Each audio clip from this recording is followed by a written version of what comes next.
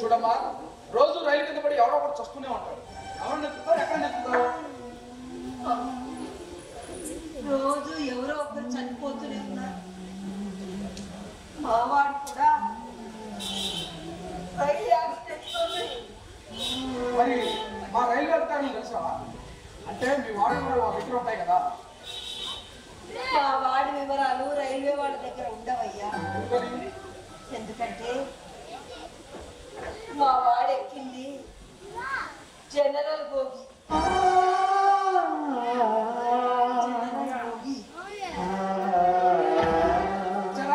రండి సార్, మీకోసమే చూస్తున్నా. ఈవిడ గారు మా టీఆర్ఎం ఆఫీస్ దగ్గరకు వచ్చి గొడవ చేస్తున్నాను. అక్కడి నుంచి పంపించేసరికి నా తల ప్రాణం పంపించి అక్కడి నుంచి పట్టాల మీద వచ్చి నేను రావడం కాస్త లేట్ అయింది. మీరు మార్చిలో చూడాల్సి వచ్చింది. ఇదిగోండి మా టీఆర్ఎం ఆఫీస్ ఇచ్చిన కంప్లైంట్.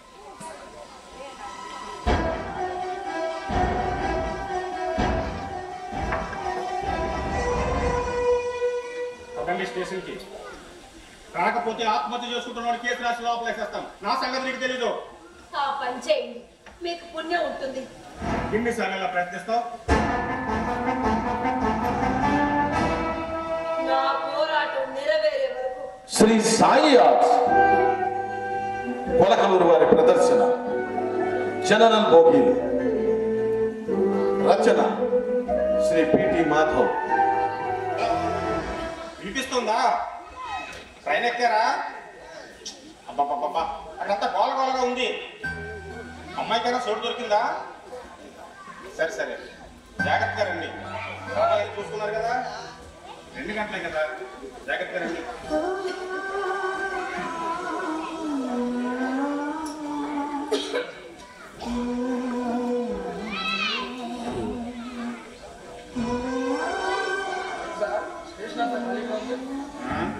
వెళ్ళాల్సిన వాళ్ళు తొందరగా వెళ్ళారు. డ్యూటీకి రావాల్సిన వాళ్ళు తీరు పడిగా వస్తారు. జాగ్రత్త.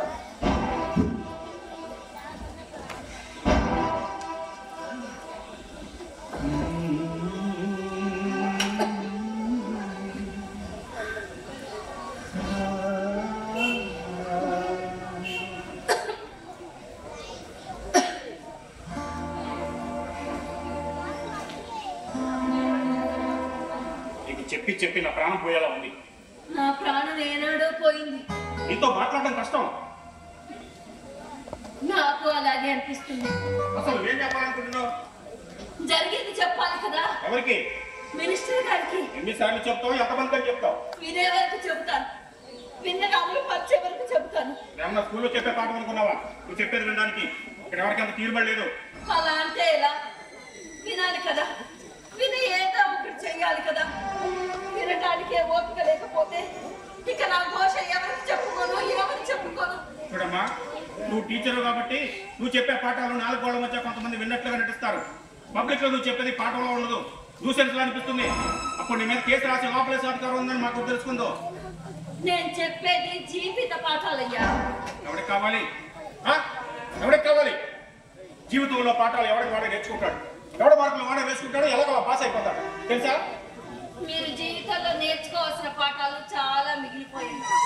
అందులో ముఖ్యంగా ఎదుటి వాళ్ళతో మాట్లాడేటప్పుడు మర్యాదగా మాట్లాడటం మొదటి పాఠం. మర్యాద అనే పాఠంలో ఎప్పుడు ఏ పోలీసుడికి పాస్ మార్కులు పడవు. ఎందుకంటే యూనిఫామ్ వేసుకున్న తర్వాత మేము ఏం మాట్లాడుతున్నామో మాకో తెలియదు కాబట్టి. అదే తప్పు. మీకు అన్నీ తెలుసు, మీ పై అధికారులు ఎలా గౌరవించాలో తెలుసు, ప్రజాప్రతినిధులకు ఎలా సెల్యూట్ చేయాలో తెలుసు.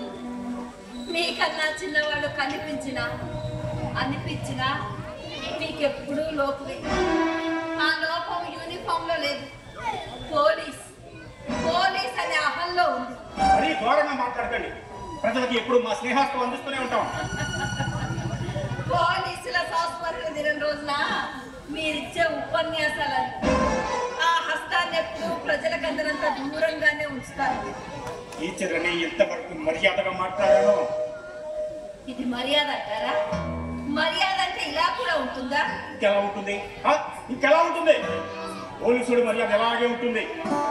24 గంటల పోలీసుడికి డ్యూటీ మీద చేస్తే ఇంకెక్కడ చూస్తుంది మర్యాద? మొగుడు పిల్లల దగ్గరికి వెళ్ళకపోతే పోలీసుడు, కోతల్లో కొట్టుకుపోతే పోలీసుడు, మొగుడు మీద కోపంతో పిల్లలు ముద్రు దూకితే అక్కడ కూడా కాపాడే పోలీసుడే. గవర్నమెంట్ ఇచ్చే జీతానికి పోలీసుడు జీవితాన్ని కమ్మి చేసిన మీకెవరికి జాబ్ లేదు. పోలీసు ఇలా మాట్లాడతారనే పోలీసులు అంటే భయం అందరికి. అసలు మేము అంతా భయపడే డ్యూటీ చేస్తున్నాము, మీకు ఎవరికి తెలియదు. ఇప్పుడు ఏం జరుగుతుందో అనే భయం. కరోనా సమయంలో మీరందరూ కొంపలో కూర్చుంటే పోలీసుడు మాత్రం రోడ్డు మీద డ్యూటీ చేయాలి. పోలీసుడు కరోనా రాదా? అది ఆలోచించడం మానేసి రోడ్డు మీద కూర్చున్న వాళ్ళ పోలీసుడు బాధ చేయడం ఒకటే బాధ. పాపం రాదా?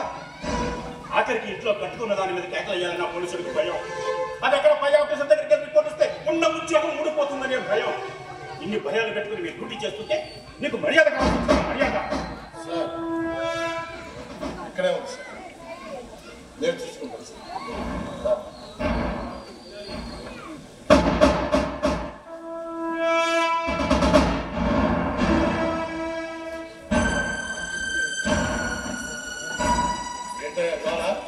ఈ గోలగానే ఉంటుంది.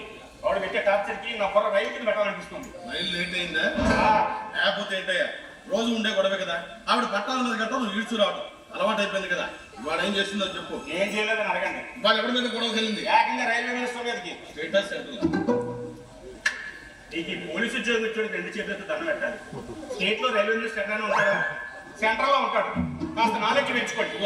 ఈ పై ఆఫీసర్ ఇలా మాట్లాడకూడదు. మీకంటే సర్వీస్ లో ముందు వచ్చిన వాడిని మీరు నా పై ఆఫీస్ ఎలాగైపోయి చెప్తే మీ పరువు పోతుంది, డిపార్ట్మెంట్ పరువు పోతుంది. చెప్పేమంటారా? ఏమక్కర్లేదులే.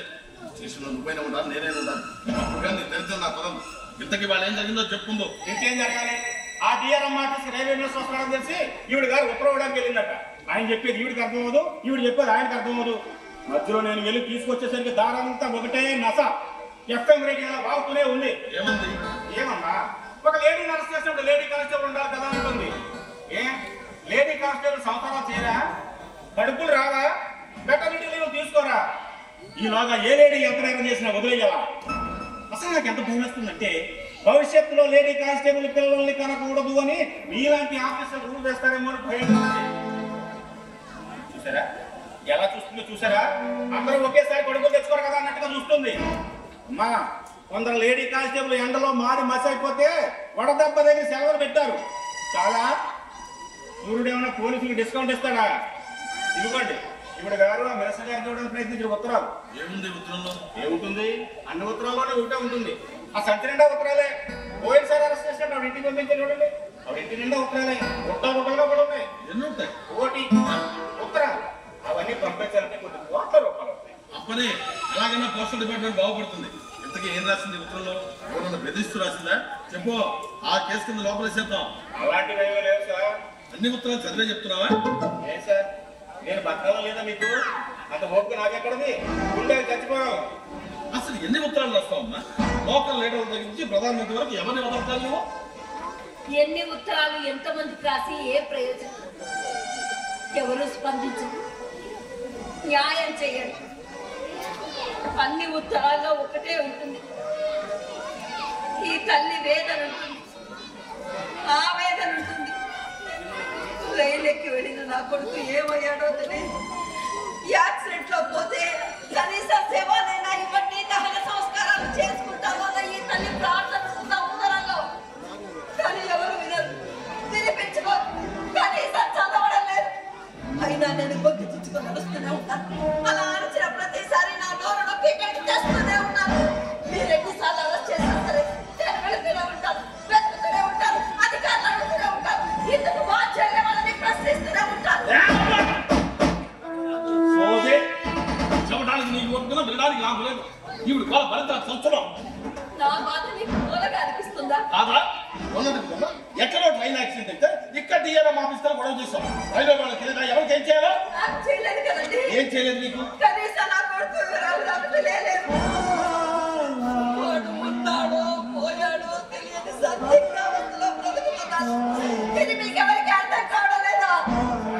ఆవిడ చెప్పినట్లు న్యాయం ఉంది కదా. హెడ్ నీకు హెడ్ లేదయ్యా. ఆవిడ బాధ అది కాదు. రైలు ప్రమాదం జరిగిన వాళ్ళకి ప్రభుత్వం నష్టపరిహారం కింద అంతో ఇంతో డబ్బులు ఇస్తుంది కదా, ఆ డబ్బులు అందలేదని బాధ. మీరు అన్నది నిజమేనండి. ఈయన గారికి ఉద్యోగం ఇచ్చిన వాళ్ళకి నిజంగా 2 చేతులెత్తి దండం పెట్టాల్సిందే. ఎందుకంటే ఇంత జాలి లేకుండా ఇంత కరుణ లేకుండా మాట్లాడుతున్నాడు చూడు. అందుకు చేతులెత్తి మొక్కాలనిపిస్తుంది. అయినా ఆ డబ్బులు ఎలా ఇస్తారు సార్? టిక్కెట్ ఉంటే ఇస్తారు. అలా టిక్కెట్ పోయిన వాడి దగ్గర ఎక్కడో ఉంది. అందుకే అలా యాక్సిడెంట్ లో చనిపోయిన వాళ్ళ వివరాలు రైల్వే వాళ్ళ దగ్గర ఉండవు కాబట్టి ఆ కుటుంబాలకి ఎటువంటి న్యాయం జరగట్లేదనేదే నా ఈ బాధ. అందుకే జనరల్ బోగిలో ప్రయాణించే వాళ్ళకి ఒక గుర్తింపు కావాలి అని ప్రార్థించి అడుగుతున్నాను. ఇప్పటికైనా అర్థమైందా? పాయింట్ ఏంటి పాయింట్? రైలు ఎక్కిన రాత బాగుంటుంది, తిరిగి వస్తాడు లేదా పోతాడు. రోజు ఎక్కడో ఒకటి ఏదో ఒక యాక్సిడెంట్ జరుగుతుంది, ఎప్పుడు చస్తూనే ఉన్నాడు. చనిపోయిన వాళ్ళ బంధువులంతా ఇలాగే వాళ్ళు చేస్తున్నారా? తిరిగి రైలు ఎక్కుతున్నాడు, ఎప్పుడు ప్రయాణం వాడు చేస్తున్నాడు. యాక్సిడెంట్ అయితే వివరాలు చెప్పాలి కదా. నీ ఇంటికి చెప్తారా? నీ ఇంటికి చెప్తారంట. నువ్వే వెళ్ళి తెలుసుకోవాలి. అందరికీ ఇచ్చినప్పుడు డబ్బులు ఇస్తాను. నీ కూడా డబ్బు కోసం కాదు, కాస్త అర్థం చేసుకోండి సార్. డబ్బు కోసం కాకపోతే దేనికి ఇదంతా? డబ్బు కోసం కాకపోతే ఈ ఉత్తరాలు పట్టాలే పరిగెత్తండి.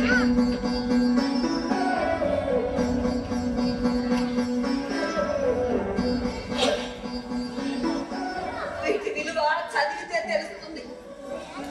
చదివితే తెలుస్తుంది. ఈ ఉత్తరాలన్నీ నా కోసం రాసుకోలేదండి. రైల్లో ప్రయాణించే కోట్లాది మంది జనరల్ బోగి ప్రయాణికుల కోసం రాశాను ఈ ఉత్తరాలు. నేను పోస్ట్ చేసిన ఉత్తరాల కన్నా చెయ్యని ఉత్తరాలు ఎన్నో ఉండిపోయాయి నా ఇంట్లో. నాకు ఆర్థిక స్తోమత లేక జనరల్ బోగి వాళ్ళకి ఒక గుర్తింపు కావాలని ఉత్తరాల ఉద్యమం ప్రారంభించాను. ఇన్ని ఉత్తరం రాసే బదులు రామకోట రాసిన పుణ్యం వచ్చేది కదండి. ఆవిడకి నువ్వు ఆగుతావా? మధ్య దొరకు. అసలు మన రైల్వే గురించి మీకు ఏం తెలిసిన మాట్లాడుతున్నారు? ఎక్కడున్న రైలు యాక్సిడెంట్ అయితే యుద్ధ ప్రాతిపదికన స్టాఫ్ అందరూ అక్కడ ఉంటారు. అవసరమైతే మెట్రోని తిప్పుతారు. విరిగిపోయిన పట్టాలు బాగు చేస్తారు, పడిపోయిన పోయి తొలగిస్తారు, తిరిగి ఆ పట్టాల మీద కొత్త రైలు పంపిస్తారు. ఎవరిపైన ఏర్పరుస్తారు, పోయిన వాళ్ళని స్టడీ చేస్తారు, గాయపడ్డ వాళ్ళని స్టడీ చేస్తారు, ఆసుపత్రి తరలిస్తారు, మెరుగైన వైద్యం అందిస్తారు, వాళ్ళ తాలూకు బంధువులు తెలియపరుస్తారు. ఇన్ని చేస్తున్నా ఇంకా ఉత్తరాలు పొందేందుకు ఆవిడ డైవర్స్ మనకి డైవర్స్ కావాలి. ఇప్పుడు నాయర్ గారు మీకోసమే చూస్తున్నా. మీ క్లయింట్ వచ్చి చాలాసేపు అయింది, ఇంకా మీరు రాలేదేమిటో అనుకుంటున్నాను.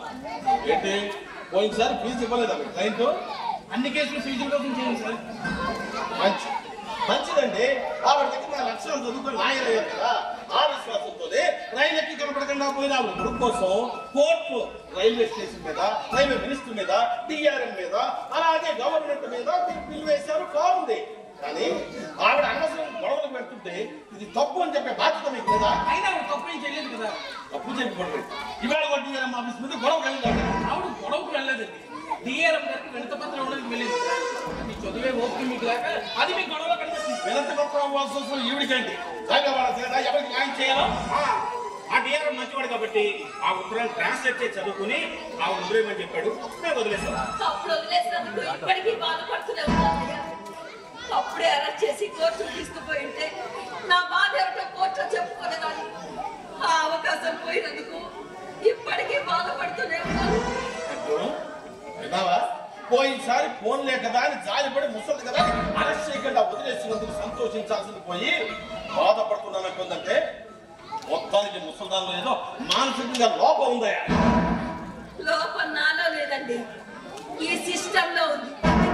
అది పోవాలనే నా ఈ పోరాటం. అయినా నలుగురు మంచి కోసం నేను చేస్తున్న పోరాటం మీకు పిచ్చిగా అనిపిస్తే ఆ పిచ్చి నాలో ఉన్నందుకు నేను సంతోషిస్తున్నాను. అసలు ఇప్పుడు కేసు ఏంటో నాకు అర్థం కావట్లేదు. ఈవిడ మీద ఎమ్మెల్యే దగ్గర ఎంపీల వరకు ఫోన్ లో కంప్లైంట్ ఇస్తూనే ఉన్నారు, దొక్కుతూనే ఉన్నారు. ఇస్తారు సార్. ఎందుకు ఎవరు ఎలక్షన్ వచ్చిన ప్రతిసారి రైల్వే జోన్ తీసుకొస్తామని ప్రమాణాలు చేసి ఫెయిల్ అయ్యే ప్రతినిధులు రిపోర్ట్ ఇవ్వక ఏం చేస్తారు? వాళ్ళ జీవితంలో ఏనాడైనా జనరల్ అన్నింటి కూడా చూసుంటారు. కానీ ఈవిడ వాళ్ళ బొగ్గులో ప్రయాణం చేసి చెప్పమంటుంది. అప్పుడు కానీ వాళ్ళ కష్టాలు తెలియమంటారు. కోపం రాదా? మరి ఆర్పీఏ కూడా కంప్లైంట్ ఇచ్చారు. దాని సంగతి ఏమంటారు? ఏమని కంప్లైంట్ ఇస్తారు సార్?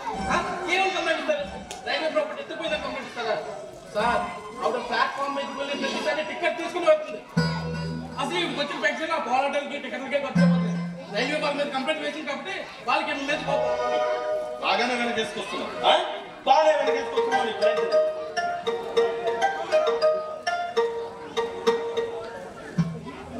సార్ సార్ సమస్య లేదు సార్. ఈ స్టేషన్లోకి లోపలికి రావడమే కానీ బయటికి వెళ్ళడానికి ఉండదు. ఎలాగైనా నేను ఒప్పిస్తాను సార్. సార్ ఒక్క నిమిషం.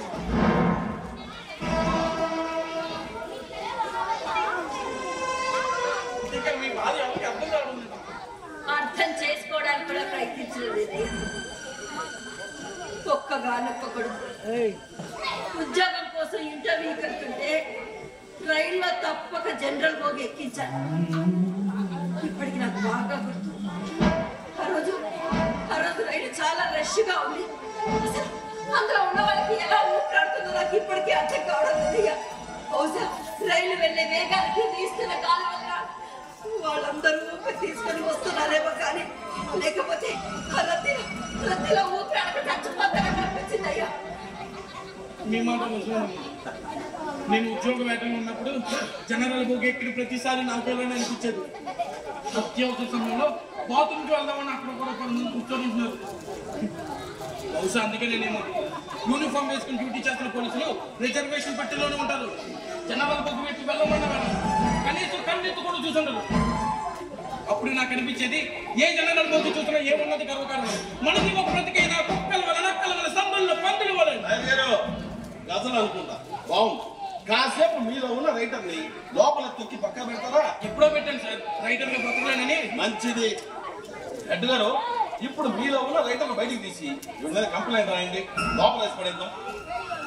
బయట నుండి ప్రజలు ఎక్కువైపోతుందండి. ఎంతసేపు ఎవరినో లోపలేడం తప్ప మరి ఆలోచన కాదండి. నాకు ఎందుకు ఆవిడ చెప్పిన దాంట్లో న్యాయం ఉందనిపిస్తుంది. అలా నాకు ఏ లోపల కనిపించట్లేదు. మరి అన్నప్పుడు ఆవిడ లోపలేడం దేనికి? ఎందుక ఆవిడ కొడుకు కనిపించకపోతే మనకు కంప్లైంట్ ఇస్తే మ్యామ్ మిస్ కదా ఎఫ్ఐఆర్ చేసేవాడు. అలా కాకుండా కంప్లైంట్ ఇవ్వడానికి నా కొడుకు ఇంటి నుంచి బాధ్యత నుంచి పారిపోలేదండి. పారిపోలేదు. వాడెక్కిన రైలు యాక్సిడెంట్ అయితే తెలియకనే గుండు అయినంత ఎంతో మంది అడిగారు కానీ ఎవరు ఏమీ చెప్పలేకపోయారు. అతి కష్టం మీద అక్కడికి చేరుకున్నాం. అక్కడంతా చీకటి, శవాలు గుట్టలుగా పడున్నాయి. కాళ్ళు చేతులు తెగిపోయి రోధిస్తున్నారు. పసి పిల్లల ఏడు రాళ్ళని నెత్తడమే. శవాల గుట్టలో నా బిడ్డ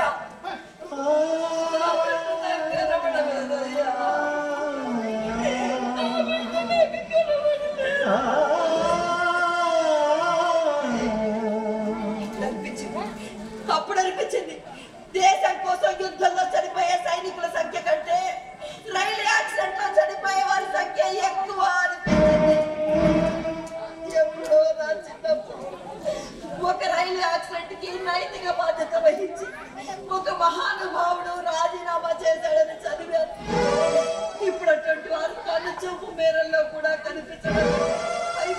అయినా ప్రతి యాక్సిడెంట్ ని ఒక రాజకీయం చేసి ఎవరి మీద రుద్దాలని ఆలోచించే వాళ్ళే ఎక్కువైపోయారు. పైగా 100 మంది చనిపోతే 50 మంది చనిపోయినట్టు ప్రకటిస్తున్నారు. మరి మిగతా వారంతా ఏమైనట్టు ఎవరు? ఇది తప్పు కదా? ఈ ఒక్క కారణం చాలు వ్యవస్థకు వ్యతిరేకంగా మాట్లాడుతున్నామని కేసు రాసి నేను అర్జెంట్గా లోపల వాక్ స్వాతంత్రం కూడా తప్పండి అలా సార్. అయినా ఆవిడ మాట్లాడిందని తప్పే లేదు. ఆవిడ మాట్లాడి తప్పో కాదో చెప్పాల్సింది నేను. అయినా ఇవ్వడమన్నాడు. రైలు యాక్సిడెంట్ చనిపోయిన వాళ్ళని ఇస్తూ గాయపడిన వాళ్ళని ఇస్తూ బోర్డులో ధరిస్తారు. అందులో చూసుకోవాల్సింది. చూసుకోవడానికి నా కొడుకు ఎక్కింది రిజర్వేషన్ భోగి కాదు, జనరల్ భోగి. జనరల్ భోగిలో ప్రయాణించే వాళ్ళ వివరాలు రైల్వే వాళ్ళ దగ్గర ఉండవు.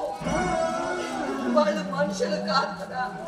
అరే 4 పెట్టెల్లో ప్రయాణించవలసిన జనం 1 పెట్టెలో ప్రయాణిస్తుంటారు. చోటు సరిపోక ఎక్కడ పడితే అక్కడ కూర్చుంటారు. తలుపు దగ్గర కూర్చుంటారు. అలసిపోతారు కదా, నిద్రపోతుంటారు. ఆ నిద్రలో అలాగే జారి పడిపోతుంటారు. రైలు వెళ్ళిపోతూనే ఉంటారు.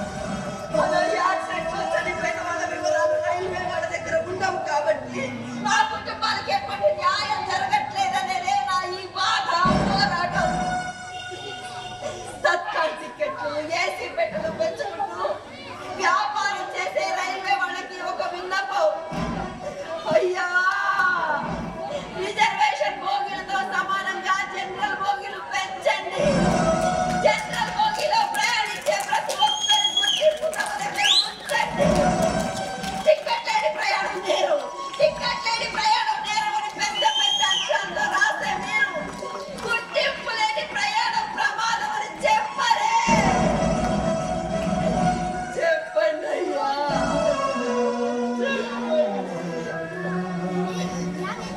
ఒక్క విషయం ఆలోచించండి.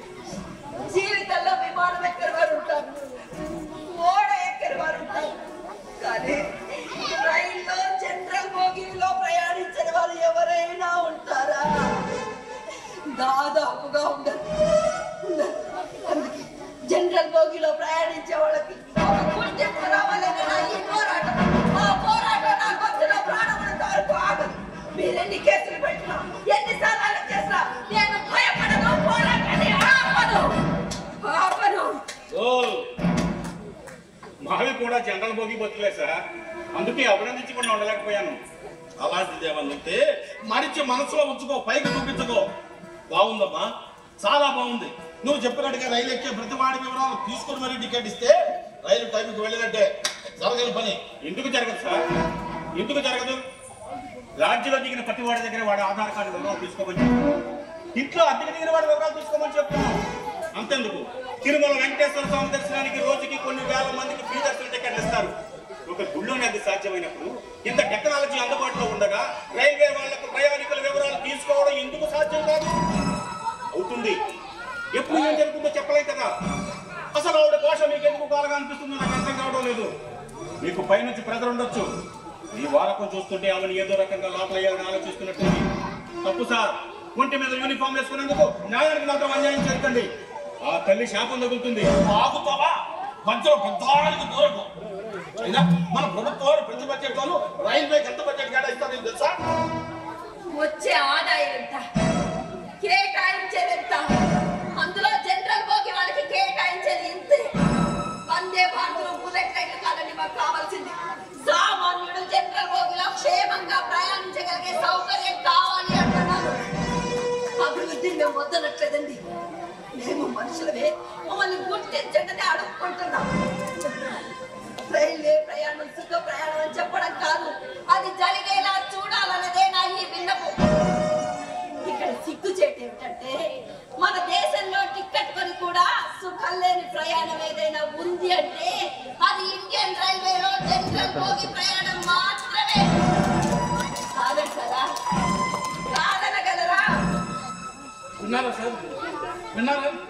10 మంది బాధ తన బాధగా చూస్తారు సార్. నలుగురు కన్నీరు తొడడానికి ప్రయత్నిస్తారు సార్. సార్, ఆవిడ తన కొడుకు కోసం పోరాటం లేదు, తనలా మరి ఏ తల్లి బాధపడకూడదని పోరాడుతున్నారు. ఈ రోజుల్లో ఎదుటి వారికి మంచి చేసే మనసు చాలా అరుదుగా ఉంటుంది. అంతటి మంచి మనసు ఉంటున్నందుకు, ఈవిడ బిరువైనందుకు నేను ఎంతో గర్విస్తుంటాను సార్. సంతోషం, సంతోషం. బాగుంది మీకు శిశు అనుభవం. కానీ ఇక్కడ మీ గురువు గారి విషయం నాకు అర్థం కాని విషయం ఒకటే. కొడుకు పోయాడు, తిరిగి రావాలి. మాట్లాడితే పట్టాల మీద పరిగెడుతుంది. ఎందుకు కుక్కలాగా మాట్లాడుతున్నారు? అలా మాట్లాడింది నేను కాదు, ఆర్పిఎఫ్ వాళ్ళు అలానే రిపోర్ట్ ఇచ్చారు. ఏదేమైనా మీరు మాట్లాడుతుంది తప్పు. వెళ్ళి వాళ్ళ తప్పు కదా, వాళ్ళే చెప్తారు. తప్పులేదండి, మీరన్న దాంట్లో ఏ మాత్రం తప్పులేదు. కుక్కలాంటి పిల్లల కన్నా తల్లి కుక్కని అందరూ చీదరించుకుంటూ రాళ్లతో కొడుతుంటే అది మాత్రం దానికి దెబ్బలు తగిలిన రక్తం కారుతున్నా దానికోసం ఎదురు చూసే పిల్లల దగ్గరికి పరిగెత్తుకుంటే పాలిస్తుంది. పాలు రాని దాని పొదుగులు పిల్లలు కుంపుతుంటే ఆ బాధని వాటికి తెలియనివ్వకుండా నాకు సాగము మర్చిపోతుంది. ఈ తల్లి కూడా వీధి కుక్కలంటే సార్. ఈ విషయం మీకు రిపోర్ట్ ఇచ్చిన వాళ్ళకి చెప్పండి. ఇంకా అర్థం కాకపోతే నిన్ను కన్న తల్లి నన్ను చెబుతుంది. సృష్టిలో ఏ జీవిని తక్కువ చేసి మాట్లాడకండి సార్. అన్ని భగవంతుడు స్వరూపాలే. మహాభారతం సైతం కుక్కతో ప్రారంభమై కుక్కతో ముగిసింది.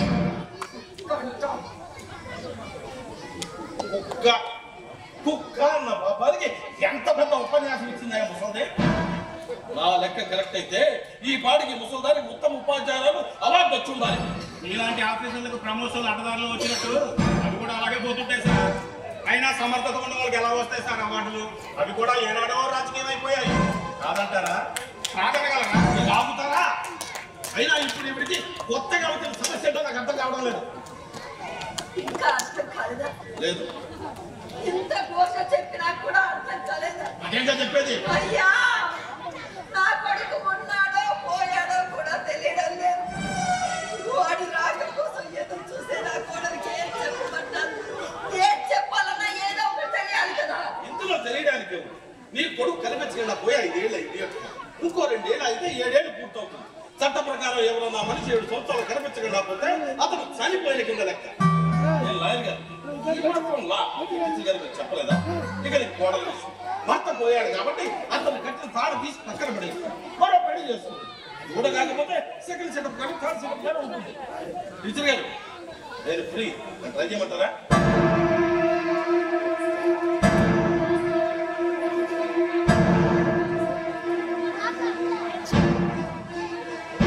40 ఏళ్ళు టీచర్గా పనిచేశాను. నా 40 ఏళ్ళ ఉపాధ్యాయ వృత్తిలో ఏ విద్యార్థి తప్పు చేసినా తప్పుగా మాట్లాడినా ఎప్పుడూ ఖండించలేదు. మంచినే బోధించాను. కానీ నా జీవితంలో మొట్టమొదటిసారిగా తప్పుగా మాట్లాడాలని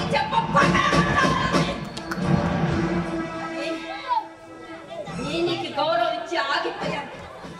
ఇంకెప్పుడు స్టేషన్కి వచ్చిన వాళ్ళతో ఇంత సరిగ్గా మాట్లాడద్దు, ముఖ్యంగా ఆడవాళ్ళతో.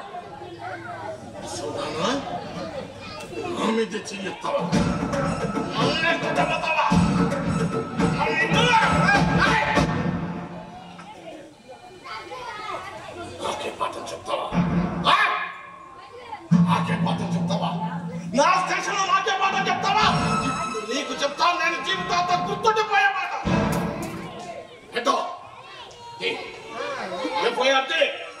కేసు మీద కేసు రాసి ఈ ముసలాన్ని లోపలేసే మావోయిస్టులతో సంబంధాలు ఉన్నాయని రాస్తే 10 సంవత్సరాలు బయటికి రాకుండా లోపలే చూస్తున్న ముసలి ఉన్న పని ఈవిడ వల్ల పెడుతున్న రైలు కూడా ప్రమాదం రాసే లోపలేసే. తప్పు సార్, తొందరపడకండి. తొందరపడి మాట్లాడితే ముసలి కాదు. మీరు అలా మాట్లాడడం తప్పు కదా. కన్న కూతురులా చూసుకుంటున్న తన కోడలు ఎలా అంటే ఎవరికైనా కోపం వస్తుంది కదా. ఎంత వయసు వచ్చినా కొంత సరిగ్గా మాట్లాడడం నేర్చుకోరు. అది మిమ్మల్ని చూస్తే అర్థమవుతుంది. ఇప్పుడు నేను ఎవరితో ఎలా మాట్లాడాలో నీ దగ్గర నేర్చుకోవాలా? ఇది నేర్చుకుంటూ వచ్చేసి కాదు సార్, దానికి సంస్కారం ఉండాలి. ఓహో, అంటే సంస్కారం నువ్వు నాకు నేర్చుకోవా? సంస్కారం ఒక నేర్చుకొచ్చేది కాదు. ఎక్కడికి వచ్చి ఎవరితో ఏం మాట్లాడుతున్నావో తెలిసే మాట్లాడుతున్నావా? తెలుసు సార్, తెలుసు. ఇది మీ పోలీస్ స్టేషన్ అని తెలుసు. ఇక్కడ మీ మాట వేరే అని కూడా తెలుసు. అది మీరు మాట్లాడుతుంటే తప్పు అని మీకు తెలియడం లేదు. ఏం చేద్దామైతే రిపోర్ట్ ఇస్తాను. ఎవరికి? మీ పై అంశాలకి ఇచ్చుకో, నేను ఇస్తాను. నా డ్యూటీకి ఆటకపడుతున్న కంప్లైంట్ రాస్తాను. మీ ఇద్దరు సాక్షులుగా వేస్తాను. అధికారం అహంకారం కాలేదని పుట్టే పైనప్పుడు ఉంటాడు. వెళ్ళి వాడితో చెప్పుకో. దారి తిరిగిపోతే ఓలా, ఊబర్, ఆటో, ర్యాపిడ్ ఏదో బుక్ చేసుకోని నాకు చెక్కరేగిందంటే నిన్ను కూడా లోపలేస్తాను. నేను గతంలో ఎంతో మంది రాయన లోపల వేశాను కూడా. నాకు స్ట్రైకులు కూడా చేశారు. వెళ్ళి మీ బార్ కౌన్సిల్ అడుగు నా గురించి కథగా చెప్తారు. కానీ ఏం పీకనే చెప్పారు. అది ఎక్కడికి పర్వ నీకు? వెళ్ళ బయటికి.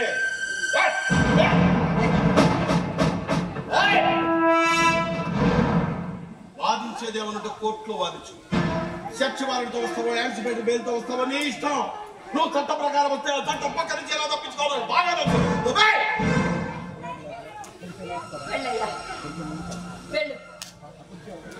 ఇతను ఏం చేసినా చివరికి నన్ను కోర్టుకు తీసుకెళ్లాల్సింది. నువ్వు చెప్పుకునేది ఏదో కోర్టులో చెప్తుంటా. నేను దానికోసం ఎదురు చూస్తున్నాను. మీరు ధైర్యంగా ఉన్నానమ్మా. నేను సెర్చ్ వారెంట్ వస్తాను. సిఏ గారు, నేను ఎంతో మంది ఆఫీసులు చూశాను కానీ ఎలా ప్రవర్తించమని మొట్టమొదటిసారిగా చూస్తున్నాను. మిమ్మల్ని వదిలిపెట్టను. హ్యూమన్ రైట్స్ లో కేసు వేస్తాను. Welcome, all the best. ఇప్పుడు దుబాయ్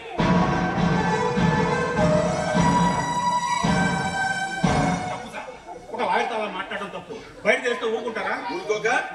ఊరుకోక ఏం చేస్తారు? జేబుకు నల్ల బ్యాగ్లు తగ్గించుకొని మళ్ళీ ధర్నాలు చేస్తారా? గతంలో ఎంతో మంది లాయర్లు ఇలా స్ట్రైకులు చేశారు కూడా ఎవరూ పట్టించుకోలేదు. ఉదాహరణ కూడా చెప్పరా, రాష్ట్ర విభజన సమయంలో ఎక్కువ రోజులు నిరాహార దీక్ష చేసిన లాయర్లే పట్టించుకోవాలా? ఎవరు పట్టించుకోలేదు. పొట్టలు మాడి ఎవరు కేసులు వాడు పట్టుకొని మళ్ళీ కోర్టు పెట్టెక్కారు.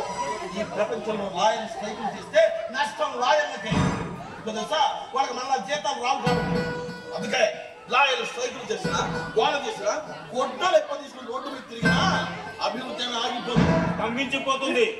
న్యాయం స్తంభించిపోతుంది. పరిగెత్తింది ఎప్పుడు గుర్తుకునే నడుస్తుంది. అందుకే ఇంకా లక్షల కేసులు ఇంకా పెండింగ్ లోనే ఉన్నాయి ఇలాంటి లాయర్ల వల్ల. అసలు ఆవిడ మీద నీకు ఎందుకు ఇంత కోపం నాకు అర్థం కావడం లేదు. ఇంకా అర్థం కలదా? ఊళ్ళోకి ఎవరన్నా కేంద్ర మంత్రి గారు శంకుస్థాపనకు వస్తున్నారంటే చాలు బ్యాటరీ కూడా ధరించుకొని చేతికి సంచిలో వేసుకొని జనరల్ భూమి ప్రయాణికులు కూడా గుర్తింపు కావాలి అంటూ బోర్డు పెట్టుకొని తగుతున్నమ్మా అంటూ దిష్టి బొమ్మల తగలబడుతోంది. మంత్రి గారు ప్రశాంతంగా శంకుస్థాపన కూడా చేసుకోవట్లేదు. అలాంటి వాళ్ళందరికీ ఇవి మీద కోపం రాదా? అర్థమైంది. నాకు ఇప్పుడు పూర్తిగా అర్థమైంది. ఈ కోపం మీ ఒక్కరిదే కాదు, మీ వెనకాల ఉన్న వాళ్ళందరిదే అని అర్థమైంది. ఒక వ్యక్తిని ఎంతమంది కలిసి బలి చేయాలని చూస్తున్నారా? నీ కళ్ళకి ముసలి ఒక వ్యక్తిలా కనపడుతుందా? దీని దెబ్బకి పేపర్లన్నీ లగతీసి వస్తున్నాయి. సోషల్ మీడియా అంతా హోరెత్తిపోతుంది. గడగడలాడిపోతున్నారు. ఎక్కడ బయటపడుతుందా ఈ విషయాలనేది? అందుకే ఈ రోజుతో ఈ ఉద్యమాన్ని ఇక్కడే ఆపేయమన్నారు. ఆపేస్తాను. నా చేతులతో నేనే ఆపేస్తాను.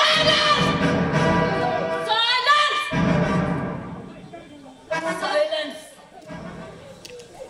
నన్నెవ్వరూ ఏమీ చెయ్యలేరు. ఎవ్వరూ ఏమీ చెయ్యలేరు. నేనెప్పుడో చచ్చిపోయాను. నా కొడుకు జాడ తెలియనప్పుడే చచ్చిపోయాను. ఇప్పుడు నేను నడిచేసేవాడిని.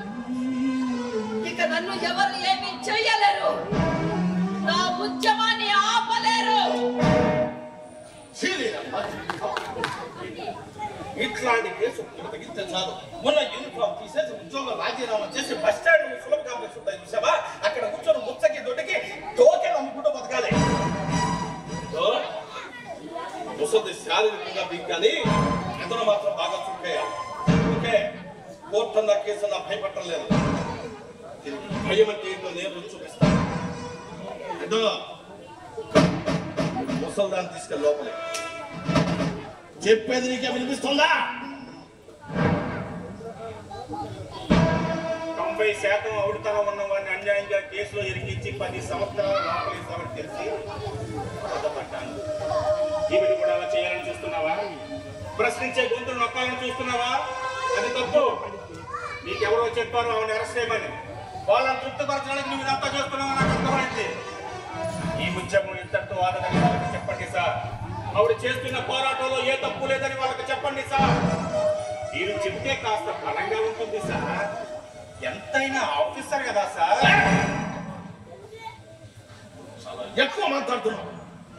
ఆవిడ కాబట్టి చెయ్యెత్తి ఆగిపోయింది. నేనైతే నీ జీవితాంతం గుర్తుండేలా చేస్తాను. ఆవిడ పిచ్చిదాన్ని చేసి పిచ్చాసుపత్రి పంపించాను. అది తప్పని మాట్లాడుతున్నాను. అది తప్పుగా అనిపించడం లేదా నీకు? పిచ్చిది కాకపోతే ఒకసారి నాయకుల దగ్గరికి, మరోసారి ఆఫీసర్ల దగ్గరికి, మరోసారి పట్టాల మీద ఎందుకు పెరిగెడుతోంది? కొడుకు పోయాడు, కొడుకు రావాలంటోంది. అసలు తనకేం కావాలో తనకైనా తెలుస్తుందా? తన కొడుకు మీద పిచ్చి ప్రేమతో పరిగెడుతుంది. అది నీకు తెలుస్తుందా? తన కొడుకు ఏం వేయాలని ప్రశ్నిస్తుంది. కొని పోయాలని పెట్టి ఊరుకుంటుంది. అది నీకు ఎందుకు అర్థం కావడం లేదు? ఈ పై ఆఫీసర్ని ఇలా మాట్లాడకూడదు. నీకు చాలా సార్లు చెప్పాను. నేను సీరియస్ యాక్షన్ తీసుకోవాల్సి వస్తుంది. అసమర్థులకు అధికారం ఇస్తే వ్యవస్థలు అలాగే తగలడతాయి. ఇప్పుడు చెప్తున్నాను నేను. ఆవిడ దగ్గర అక్షరాలు నేర్చుకున్న వాళ్ళు నేను లేకపోయినా ఈ రోజు ఆవిడ చెప్తున్న జీవిత పాఠాలు వింటుంటే ఈ రోజు నుంచి ఆవిడ శిష్యులుగానే బ్రతకాలని. తన కొడుకు మీద ఎంత ప్రేమో నాకు ఎప్పుడో అర్థమైంది. అందుకే ఎక్కడ పోరాటం చేస్తున్నా పట్టాలపై పరిగెడుతున్న ప్రతిసారి ఎవరితో పాటు పరిగెత్తేవాడిని కాపాడు. నా మాటలతో చేతలతో మిమ్మల్ని బాధ పెట్టుకే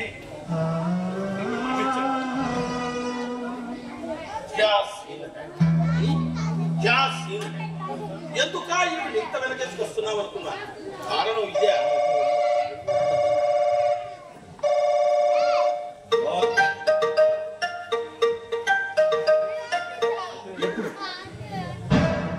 ఎక్కడ? సరే సరే వెంటనే పంపిస్తాను.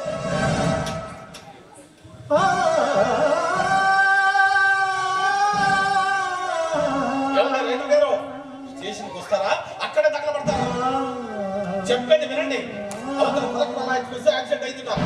ఎంతో మంది చనిపోయారట, ఇంకెంతో మంది సావడానికి సిద్ధంగా ఉన్నారట. మీతో ఉన్న స్టాఫ్ తీసుకుని వెళ్ళక ముందు అర్జెంట్గా లేడీ కానిస్టేబుల్ పంపించండి. వస్తుందానికి తెల్లారు కాపలా గాయాలి ఇక్కడ. అలాగే ఉంటాను.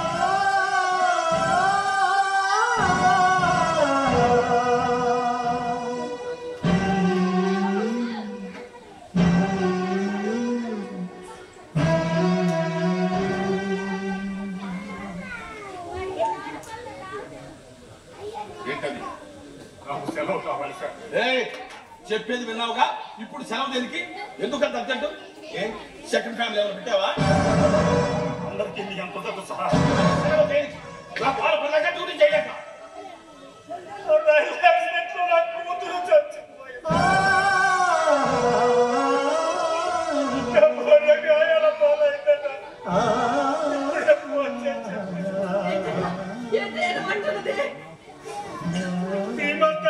కూతురు బయటికి తీసుకొస్తుంటే ఎంత ఘోరం జరిగిపోయింది. ఏం చేస్తాను ఆయన? ఇది జీవితం. ఎప్పుడు ఏం జరుగుతుందో ఎవరు చెప్పలేరు. క్షణకాలం బ్రతుకు. అది తెలియక కొంతమంది ఎగిరెగిరి పడుతుంటారు. చాలా ఏం రాలేదు. నా డ్యూటీలో నువ్వే చేసేస్తావా? నోరు ముక్కు కూర్చో, లేదా లాకప్లో దోసేస్తున్నావు. ఇప్పుడు వెళ్తే ఎలా జరుగుతుంది? అవతల యాక్సిడెంట్ అయిన వాళ్ళందరినీ హాస్పిటల్లో చేస్తారు. వాళ్ళ పరామర్శించడానికి మినిస్టర్ గారు అక్కడికి వస్తారు. నువ్వు వెళ్ళి డ్యూటీ చేద్దా?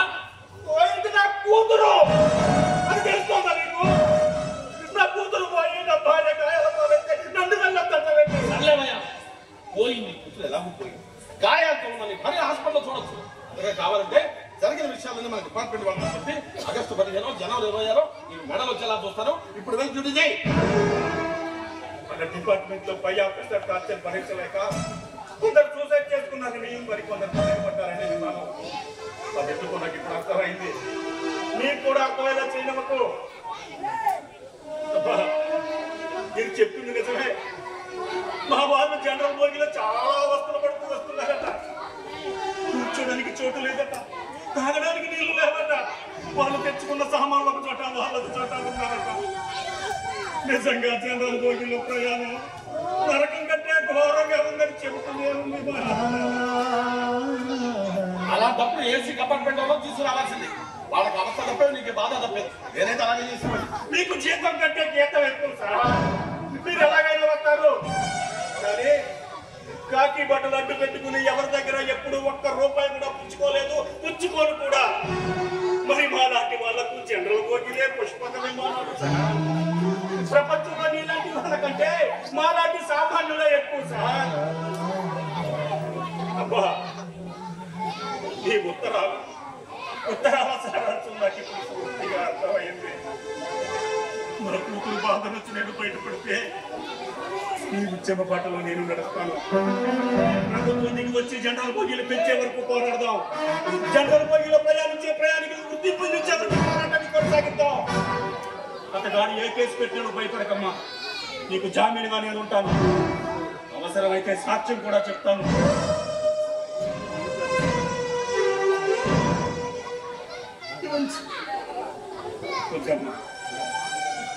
గురువులు అన్నావు కదయ్యా, తీసుకో.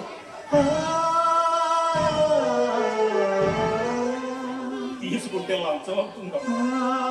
గురువు శిష్యుడికి ఇచ్చేది లంచం ఎందుకు అవుతుందయ్యా? అయినా ప్రార్థించే మెదవుల కన్నా సాయం చేసే చేతులని నాని చెప్పిందాన్ని నేను పాటించకపోతేరా ఏదైనా అవసరానికి ఉంటే అమ్మా మళ్ళీ జన్మంటూ ఉంటే నీ శిష్యుడిగా పుట్టి ఇంకా ఈ భంగిమ రాలేదేమిటా అనుకుంటున్నారు. చాలా బాగుంది భంగిమ. అలాగే పుట్టి కానీ నేనే దగ్గర నామకరణం కూడా చేస్తాను. చూడు సావిత్రమ్మ, ఆఖరిసారిగా నీకు అవకాశం ఇస్తున్నాను. నువ్వు చేస్తున్న పోరాటానికి ఉత్తరాల ఉద్యమానికి ఎవరు తోడు రావడం లేదు, గొంతుగా ఎవరు పలకడం లేదు. నిన్ను అరెస్ట్ చేస్తే చూస్తూ ఊరుకుంటారే కానీ కనీసం ఈ అరెస్టును కూడా ఖండించదు. అందుకని ఈ పోరాటాన్ని విరమించుకున్నట్టుగా దీని మీద రాసింది. అలాగే నువ్వు కోర్టులో వేసిన పబ్లిక్ ఇంట్రెస్ట్ లిటిగేషన్ కూడా విరమించుకో. పబ్లిక్ ఇంట్రెస్ట్ నీకు ఎందుకు అలా అని రాసి నిన్ను కూడా చేస్తాం. భయపడిపోయి రాసిచ్చే తప్పిరికిరాని కాలం నీకు మద్దతుగా ఎవరు రావడం లేదు. ఎట్టలేదు మా హెడ్డును చెట్టుకు ప్లేటు తప్ప నాయకుడు అడిగి ఎప్పుడు ముందే ఉంటుందని గుర్తించుకోండి. ఎవరిని తప్పు చేసి మాట్లాడకండి. వస్తారు. ఈ ఉద్యమం ఏదో ఒకనాడికి ప్రపంచం వైపు ఉంటుంది. అప్పటికి నేను గురువు గారు జైల్లో మధ్య వస్తుంది. పర్వాలేదు, చనిపోయినా పర్వాలేదు. కరుల ముందు చిత్రించే గతి లేని జనాల బాధ, కడుపు కలుపుకుపోయే కన్నీటి విషాద గాథ ఎలా మరవగలను? ఎలా మరవగలను? చావుకు భయపడి స్వాతంత్రం వచ్చి 78 ఏళ్ళు గడిచిపోతున్నా సగటు సామాన్యుడి జీవితంలో ఎటువంటి మార్పు లేదు. ఆ మార్పు వచ్చేంత వరకు, తెచ్చేంత వరకు నా పోరాటం ఆగదు, ఆగదు. అసలు విషయం తెలియక నోటికొచ్చినట్టు మాట్లాడుతున్నావు. ఏ కొడుకు కోసం అయితే పోరాడుతున్నావో, ఏ కొడుకు కోసం అయితే పట్టాల మీద పరిగెడుతున్నావో ఆ కొడుకు ఇంకా లేడు, వాడు తెలుసా?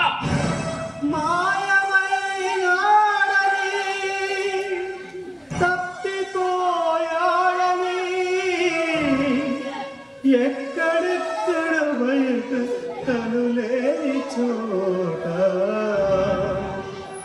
ఎంతగా నిలిచినా ఎంతెదురు చూసినా చీకటిలో తను లేడు, పగలు ఎదురుగాడు. చీకటిలో తను లేడు, పగలు ఎదురుగాడు. అగు పిల్లలే హృదయలో కావదూత, అగు పిల్లలే హృదయలో కావదూత. ఎప్పుడో తెలుసయ్యా, ఎప్పుడో తెలుసు. తెలుసా? తెలిసి ఎందుకు పరిగెడుతున్నావు? తెలిసి ఎందుకు పోరాడుతున్నావు? ఏ తల్లి కన్న బిడ్డైనా నా బిడ్డలా పడిపోయాడేమో సమాచారం అందించామని అలా అందించాను కూడా. ఏ పోరాటం నా కోసం కాదు, రైలు చక్రాల కింద పడి నలిగిపోతున్న ఎంతో మంది తీరుల కోసం ఈ పోరాటం. వాళ్ళు మనుషులే, వాళ్ళ ప్రాణాలకు విలువ ఇవ్వమని. ఎందుకంటే మీరన్నట్టు ఈ దేశంలో ఏం జరిగినా, ఎంతమంది చచ్చినా ఏది ఆగదు. ఆఖరికి ప్రధానమంత్రి ప్రమాణ స్వీకారంతో సహా సామాన్యుడి ప్రాణాలకు విలువ లేదు ఇక్కడ. ఆ విలువ ఇయ్యాలనే నా ఈ పోరాటం. అందుకే నా ఈ కలం, నా కలం. సామాన్యుడు అసమాన్యుడు ఎదురు తిరిగితే సాధించే విజయాన్ని మాటలతో చెప్పలేము. గుర్తుంచుకోండి, గుర్తుంచుకోండి. సరే, అంతగా సిద్ధపడితే నేను మాత్రం చేసిందే ఉంది. కానీ గురువు గారు ఆవిడ్ని అరెస్ట్ చేసి నువ్వు బయటికి వెళ్ళొచ్చు. ఈ రోజు అదే నేను duty. This is my order. ఏంటి ఆలోచిస్తున్నా? ఎందుకైనా మంచిదని ఇందాక మీ గురువు గారి దగ్గర నువ్వు లంచం తీసుకుంటుంటే దీన్ని కనుక మన సిపి గారికి పంపించాను. ఉన్న పరంగా నేను సస్పెండ్ చేస్తాను. లంచం ఇచ్చినందుకు కాబట్టి లంచం తీసుకున్నందుకు నేను ఇద్దరిని బొక్కలో వేస్తాను. పనిలో పని ఈ విషయాన్ని మీడియా వాళ్ళకి తెలిపేవనుకో పోలీస్ ఇచ్చేస్తారు. పోలీస్ స్టేషన్ మీద లంచం తీసుకుంటున్న పోలీస్ అని పోలీస్ ఇచ్చేస్తారు మొత్తం. అప్పుడు నువ్వు మీ ఆవిడ ఇద్దరు ఆత్మహత్య చేసుకోవాల్సి వస్తుంది. మీ గురువు గారి విద్య సంఖ్య నాకపోతుంది. కాబట్టి నువ్వు బయటికి వెళ్ళాలంటే ఆమెల్ని అరెస్ట్ చేయక తప్పదు. నేను ఇక్కడి నుంచి వెళ్తే ఏం జరుగుతుందో ఏం చేస్తావో నాకు బాగా తెలుసు. గత 25 సంవత్సరాలుగా నేను కూడా ఈ కాకి వనంలోనే ఉంటున్నాను. ఇలాంటి గంజాయి మొక్కలు ఎన్ని చూస్తుంటాను. ఇప్పుడు నాకు జరిగిన నష్టం కంటే ఇంకా పెద్ద నష్టం ఏమీ జరగదు. ఆవిడ ఉద్యమం ఆగిపోకుండా ఉండడానికి దేనికైనా సిద్ధపడతాను. నేను వెళ్ళను, ఇక్కడే ఉంటాను. నీకు చేతనైంది చేసుకో. ప్రజల్లో పోలీసుల మీద, పోలీస్ వ్యవస్థ మీద కాస్త నమ్మకం ఉంది అంటే నీలాంటి తులసి మొక్కలు ఉండడం వల్లే. కానీ నువ్వు వెళ్ళక తప్పదు. ఆ తల్లి ఎంత రోధిస్తుందో, కళ్ళ ముందే బిడ్డలు చనిపోతే ఆ నరకం ఎలా ఉంటుందో అనుభవించిన దాన్ని. నీ అవసరం చాలా ఉంది. నువ్వు బయలుదేరయ్యా, నా మాటని బయలుదేరు. బయలుదేరు.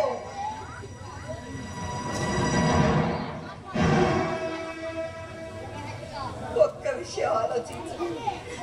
గాయాల పాలైన నీ భార్య బతికుంది కాబట్టి నీ కూతురు చనిపోయిన సంగతి నీకు తెలుసు.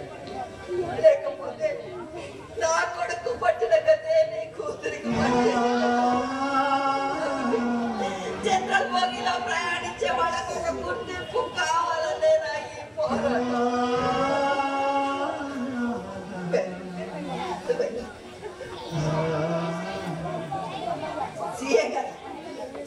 మీకు మీ వెనకాల ఉన్న వాళ్ళకి కావాల్సింది నేను లోపలికి వెళ్ళినగా అలాగే వెళ్తాను. కానీ జనరల్ బోగి అనేది సగటు సామాన్యుడి హక్కు. పోరాటాలతో స్వాతంత్రం ఒక్కటే కాదు, స్వాతంత్రం అనంతరం అనేక పోరాటాలు, అనేక హక్కులు సాధించుకుంది మన భారత జాతి. ఆ జాతిలో పుట్టిన ఆడపడుచు జనరల్ బోగి అనేది సగటు మామూలుడి హక్కు. ఆ హక్కు ఎలా సాధ్యం కాదో సాధించి చూపిస్తాను. ఒంటరి కానీ తోడు లేరు రావు అన్నావు కదా. ఒక్క విషయం చెప్తాను, బాగా గుర్తుంచుకోండి.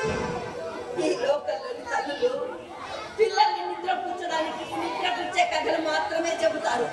ప్రశ్నించే కథలు, జాతిని మేల్కొల్పే కథలు ఏ తల్లి చెప్పరు. ఎందుకంటే ఆ కథలు విని పెరిగిన పిల్లలు తమకు దూరం అవుతారన్న భయం. ఆ భయంలో స్వార్థం, ఆ స్వార్థంలో ప్రేమ ఉంటుంది. మరి అలాంటి కథలు విని పెరిగిన పిల్లలు ఎందుకు రావడానికి కొంత సమయం పడుతుంది. తప్పకుండా వస్తాను, సమయం పడుతుంది. ఒంటరి పోరాటం అన్నావు కదా, ఒంటరి పోరాటం. మహాత్మా గాంధీ, పొట్టి శ్రీరాములు, నెల్సన్ మండేలా, కందుకూరి వీరేశలింగం, గురజాడ అప్పారావు, వీళ్ళందరి పోరాటం కూడా వారి ఒక్కరితోనే మొదలైంది. ఆ తర్వాత వాడు సాధించిందేమిటో చరిత్ర చెప్తుంది. అలాగే నేను సాధించేది కూడా చరిత్రే చెబుతుంది. చెరసాలను మురికొయ్యలు పత్రికాలను కావెప్పుడు ఉద్యమాలు, చెరసాలను మురికొయ్యలు పత్రికాలను కావెప్పుడు ఉద్యమాలు.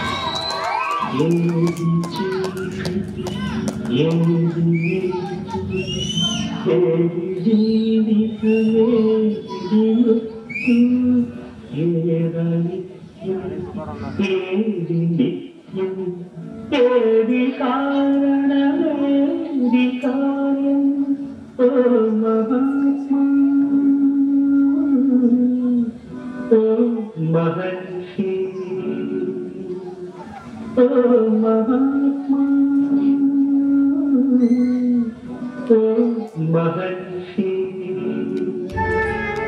ఏ ప్రభుత్వ హయాంలో జనరల్ బోగి ప్రయాణికులకు ఓ గుర్తింపునిస్తారో ఆ ప్రభుత్వాన్ని స్వాగతిస్తూ రైలు ప్రమాదంలో మరణించిన ప్రయాణికులందరికీ మా ఈ నాటిక అంకితం.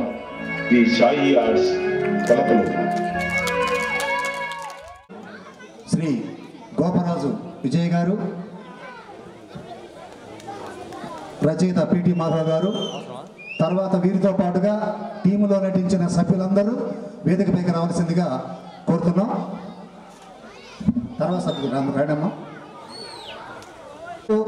మరియు ప్రదర్శన పారితోషికాన్ని అందించడం కొరకు ఈనాటి ముఖ్య అతిథి మన స్థానిక శాసనసభ్యులు శ్రీ పి రామాంజనేయులు గారిని వేదికపైకి కరతాళతోళ్ల మధ్య సాదరంగా ఆహ్వానిస్తున్నాం.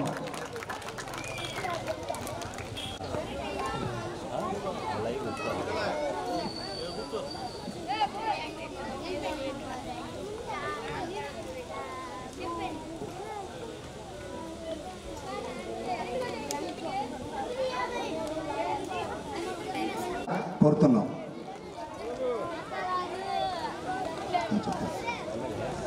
అందరూ కరతాళతోళ్లు చేయాలి. కొంచెం వాళ్ళు అభినందిస్తున్నారు సారు. జనరల్ బోగీలు నాటికకి బుక్స్ కూడా ఇచ్చేసి నాగభూషణ్ గారి జీవిత బుక్ మరియు శ్రీశ్రీ గారి పుస్తకం కూడా బహుకరించడం జరుగుతుంది. దానితో పాటుగా 20,000 రూపాయల పారితోషికాన్ని కూడా అందించడం జరుగుతుంది. దానితో పాటు రచయిత పారితోషికం 1000 రూపాయలు. ఈ పారితోషికాన్ని అందించింది కాపు వెంకటరావు గారు. 20,000 రూపాయల పారితోషికాన్ని అందించింది ఎస్ బాలచంద్ర గారు, గుంటూరు.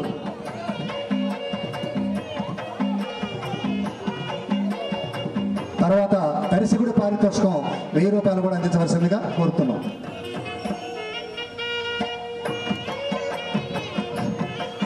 గొల్లపల్లి శ్రీనివాస గారు వేదికపైకి రావాలి. అతను గిఫ్ట్లు మధు గారు, ప్రభావతి గారు,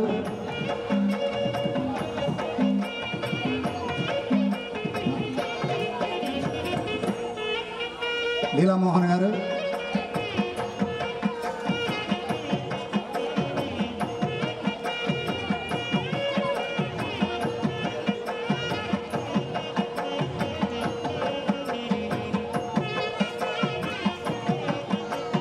తర్వాత నాగు గారు, కట్టా గాంధీ గారు, చివరిగా దర్శకుడు, ఈ నాటక దర్శకుడు గోపరాజు విజయ్ అండి. అందరూ కంటాలతో కొంచెం అభినందించండి అందరినీ.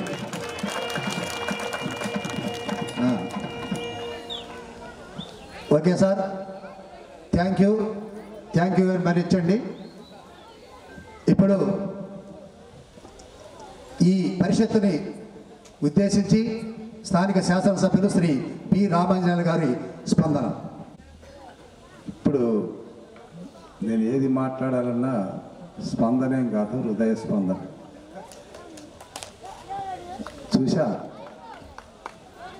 నాటిక అనేడం కన్నా జీవించారు. ఒక చక్కటి కళారూపం జనరల్ బోగీలు. మనం అందరూ కూడా జనరల్ బోగీలో ప్రయాణం చేసిన వాళ్ళే, నాతో పాటు. జనరల్ బోగీలో ఎన్ని కష్టాలు ఉంటాయో కళ్ళకు కట్టినట్టుగా చూపినటువంటి నాటిక.